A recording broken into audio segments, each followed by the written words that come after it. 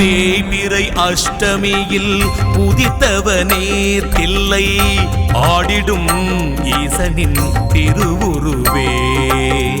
நாய்தனை வாகனமாய் படித்தவனே உன்னை நாடிடும் பக்தரை காப்பவனே.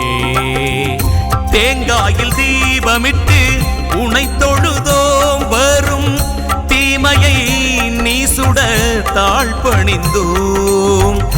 நீங்காத நிம்மதியும் நிறை பொருளும் தந்து நோயில்லா வாழ்வையும் வேண்டி நின்றோம்.